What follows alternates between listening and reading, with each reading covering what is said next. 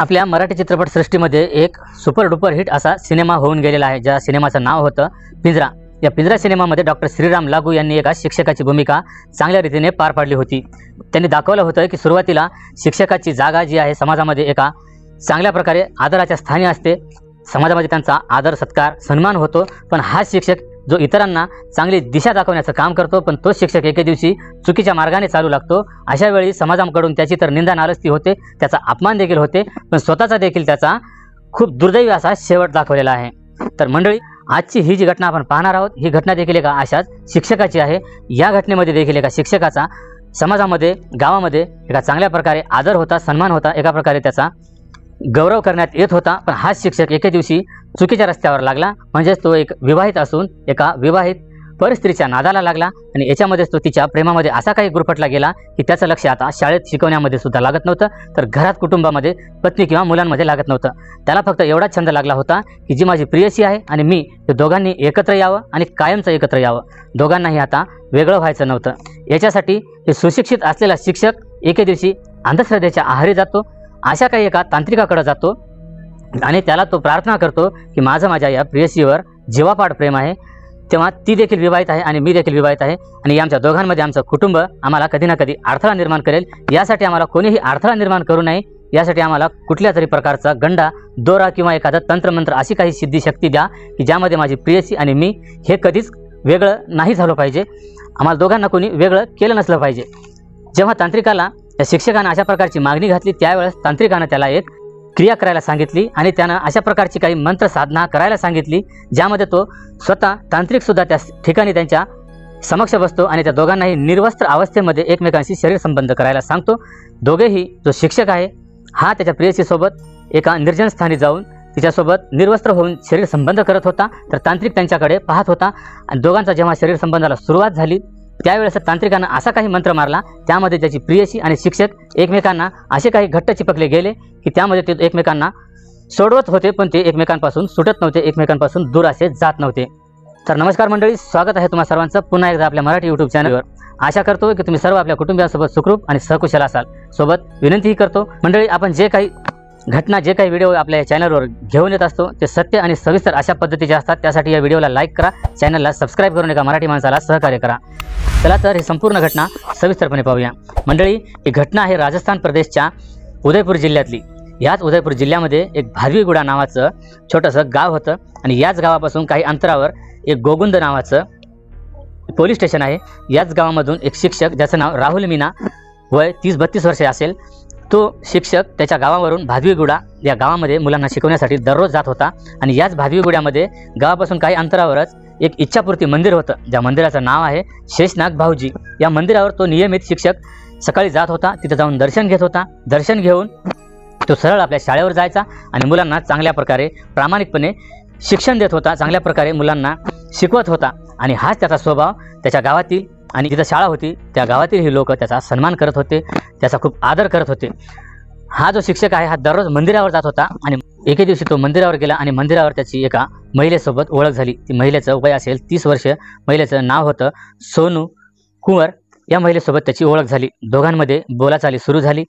दोघेही आता दररोजच मंदिरावर दर्शन करताना दोघांची भेट होत होती, दोघांच्या भेटीगाठी होत होत्या, दोघांमध्ये आता बोलाचाली होत होती, दोघांच्या भेटी चांगल्याच प्रकारे वाढल्या होत्या आणि अशामध्ये दोघांचं एकमेकांविषयी कधी प्रेम झालं, दोघांची कधी जवळीक झाली हे दोघांनाही कळलं नाही। दोघेही एकमेकाच्या प्रेमात पडले। त्यानंतर दोघांच्याही बोलाचाली होत होत्या। आता त्यांना मंदिरावर दर्शन करण्यासाठी कमी आणि या दोघांना एकमेकांना भेटण्यासाठी जायची खूप इच्छा होती। दोघेही या मंदिरावर दर्शन करण्याच्या निमित्ताने जात होते आणि दोघेही एकमेकांना भेटत होते। एकीकडे ही महिला ही विवाहित होती, तर एकीकडे शिक्षक देखील हा विवाहित होता, हा देखील मुलाबाळांचा वडील होता। दोघांच्याही आता भेटीगाठी होत होत्या, दोघांमध्ये अनैतिक संबंध, दोघांमध्ये शारीरिक संबंधाला सुरुवात झाली होती। आता या दोघांच्या भेटीगाठींमध्ये तो हिच्या प्रेमामध्ये असा काही गुरफटला होता की त्याचं लक्ष आता मुलांना शिकवण्यामध्ये लागत नव्हतं, की घरी आपल्या पत्नी आणि मुलांमध्ये देखील लागत नव्हतं। तो आला घरी की तो आपापल्या कामामध्ये, आपापल्या विचारामध्ये मग्न, विचारामध्ये व्यस्त असायचा। यामध्ये त्याची पत्नी त्याला वारंवार बोलण्याचा प्रयत्न करत होती, त्याचं लक्ष वेधून घेण्याचा प्रयत्न करत होती, पण हा तिच्याकडे लक्ष देत नव्हता। एका प्रकारे हा तिला दूर करण्याचा प्रयत्न करत होता। महिला खूप घाबरली होती, महिलेला खूप आश्चर्य वाटत होतं की माझ्याकडे एका प्रकारे माझ्यावर खूप प्रेम करणारा नवरा होता, पण हा असा माझ्याकडे दुर्लक्ष का करत आहे याचं तिला काही समजत नव्हतं। त्याच्यामुळे ती महिला खूप आता चिंतेत पडली होती, खूप महिला परेशान झालेली होती आणि ही समस्या ती तिच्या मैत्रिणींमध्ये, काही नातेवाईकांमध्ये, काही महिलांसोबत ती या विषयावर चर्चा करत होती। तेव्हा ही चर्चा करत असताना काही महिलांनी तिला एक सल्ला दिला की जो ज्या गावामध्ये ड्युटीला तिचा नवरा जात आहे तिथेच एक शेषनाग भाऊजी नावाचं इच्छापूर्ती मंदिर आहे आणि त्याच मंदिरावर एक पुजारी होता। एका प्रकारे तो पुजारी होता आणि एका प्रकारे तो तांत्रिक होता, जो लोकांना गंडे दोरे अशा प्रकारे लोकांची समस्या दूर करण्याचा प्रयत्न करत होता। त्याचे बरेच काही असे अनुयायी होते, बरेच काही त्याचे भक्त लोक होते की असेच काही समस्या त्याच्याकडे घेऊन येत होते आणि तो लोकांना अशाच प्रकारे काही गंडा दोरा पेटी अशा प्रकारे काही तो साहित्य देऊन त्यांचे तंत्रमंत्र असे करून तो त्यांची समस्येचं एका प्रकारे तो निदान करत होता, समाधान करत होता। अशामध्ये त्या महिलेला, त्या शिक्षकाच्या पत्नीला अशाच काही महिलांनी सांगितल्यावर त्या तांत्रिकाकडे ती महिला एके दिवशी गेली। त्या महिलाने त्या तांत्रिकाला सांगितलं की माझा नवरा माझ्यावर आता लक्ष देत नाही, त्याचं कुठेतरी बाहेरच मन लागलेलं असतं, तो सतत त्याच्या विचारामध्ये असतो, नेमकं त्याला काय झालं हे मला काही कळत नाही। त्यानंतर तांत्रिकाने त्या महिलेला सांगितलं की तू तुझ्या नवऱ्याचा फोटो एक दिवस माझ्याकडे घेऊन ये, त्यानंतरच मी तुला काहीतरी याच्यावर उपाय सांगेन।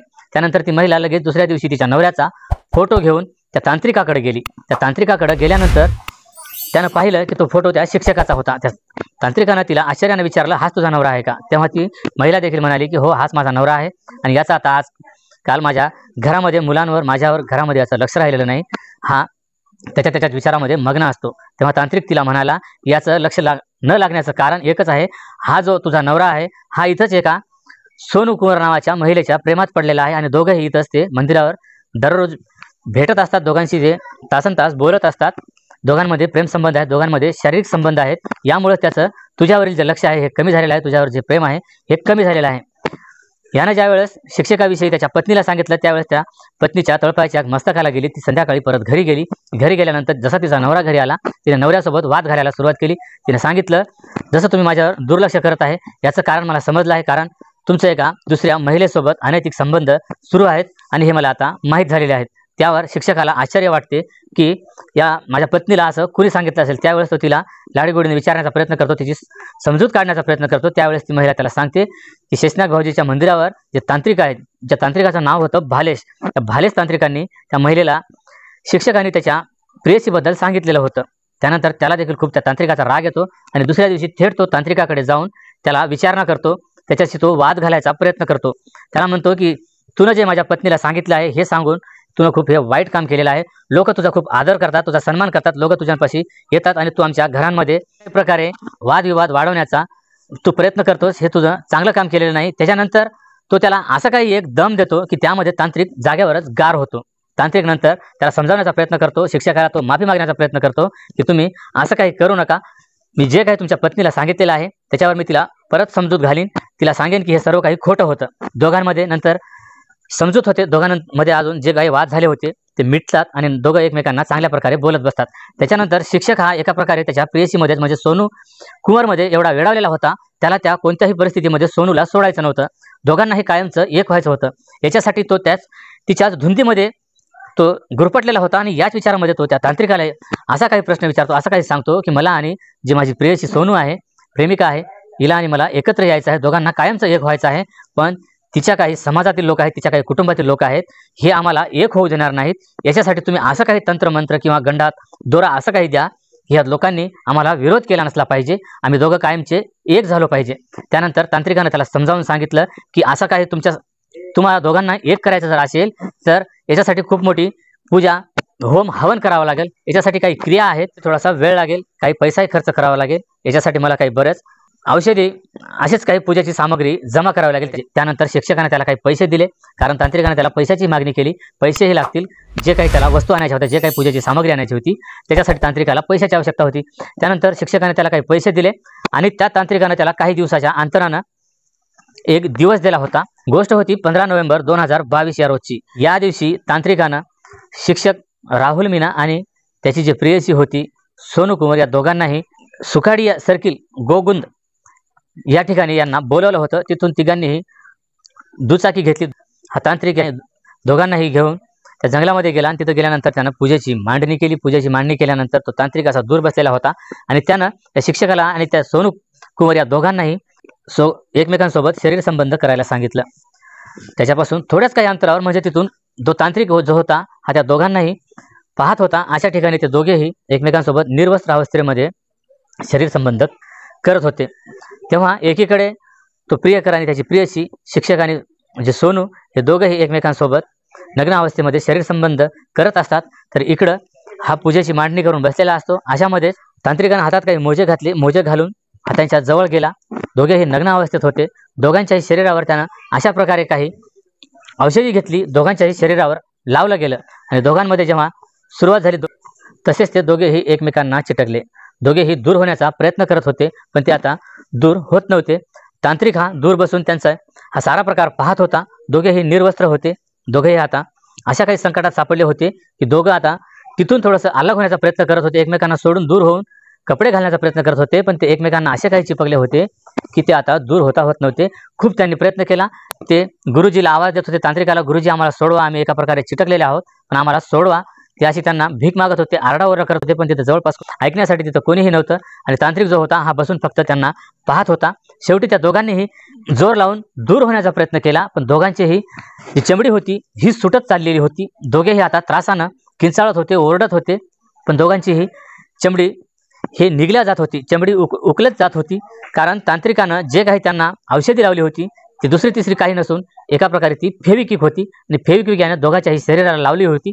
दोघेही फेविक्विकने एकमेकांना चिपकले होते आणि हेच आता दूर होण्याचा प्रयत्न करत होते, त्यांची चमडी सुटण्याचा प्रयत्न करत होते। दोघेही आरडाओरडा करत होते आणि त्यांनी कसंबसं करून आता याच्यातून सुटण्याचा प्रयत्न केला, कारण अशा अवस्थेमध्ये जर तिच्या कुटुंबियांनी नोंद करून त्याला आता तुरुंगात पाठवलेलं आहे। तर मंडळी, ही संपूर्ण घटना तुम्हाला ऐकवण्यामागचा उद्देश कोणालाही बदनाम करणे किंवा कोणाच्याही भावना दुखावणे हा नसून फक्त तुम्हाला सतर्क करणे, सावधान करणे, जागरूक करणे हाच आहे। तर या संपूर्ण घटनेबद्दल तुम्हाला काय वाटते कमेंटमध्ये नक्की सांगा आणि जाता जाता व्हिडिओला लाईक आणि चॅनलला सबस्क्राईब करायला विसरू नका। तर भेटूया पुन्हा एका अशाच नवीन व्हिडिओमध्ये, तेव्हा सतर्क राहा, सावधान राहा, सुरक्षित राहा। जय हिंद, जय महाराष्ट्र।